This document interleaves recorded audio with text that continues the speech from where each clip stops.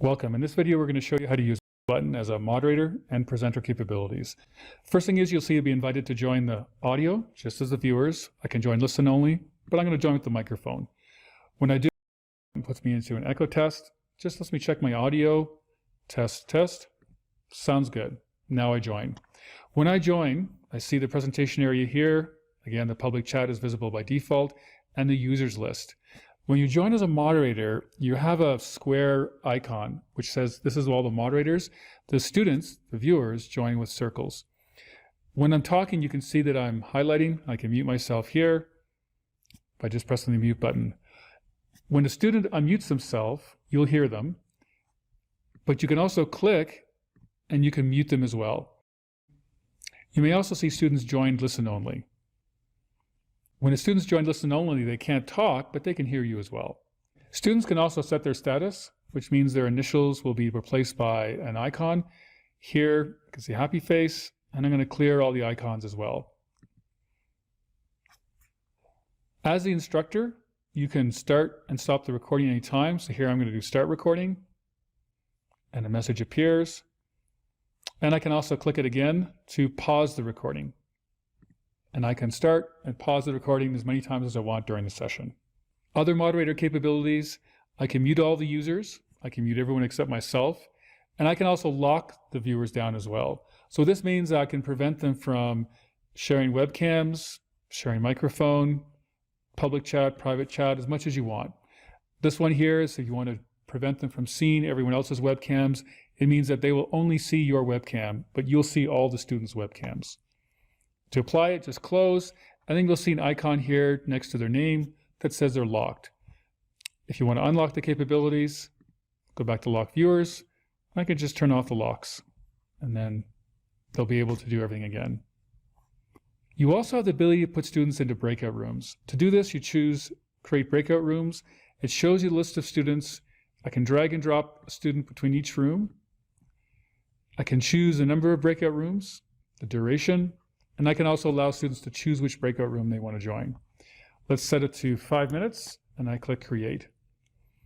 You'll see the Breakout Rooms tab appear to the left, and now you can see students, the count of students as they go into breakout rooms. You have the ability to join the audio in a breakout room, and you can also fully join the breakout room. If you do that, it'll just give you the invitation to join, and it'll bring you into the breakout room just like the students. You can join the audio, you can see the students in the room, and when you're done, you just close and you're back to the main room. At some point, you may wish to end the breakout rooms before the end time. You just click End. I'll rejoin the audio. And we're back in the main room. Students are all back, ready to pick up where you left off. Let's turn to the presentation area. Here, by default, the whiteboard tools are selected, so I can use the pen tool to draw. I have a series of tools here as well, which I can use. So let me go to a blank slide. If I want to draw, I can do a little bit of drawing. And as the instructor, I can also give the students the ability to draw as well by turning on multi-user whiteboard. When I do that, you can see their icons move and they can draw on their own layer. They can't overwrite anything, and you as a presenter have the ability to turn on and off multi-user whiteboard anytime you want. If I turn it off, all the ability to draw will be frozen. If I turn it off, students can no longer draw. And if I clear, it clears all the whiteboard marks. As a presenter, you have some controls here on the left-hand side. I can start a poll, upload a presentation, or share a YouTube video. Let's start with upload a presentation.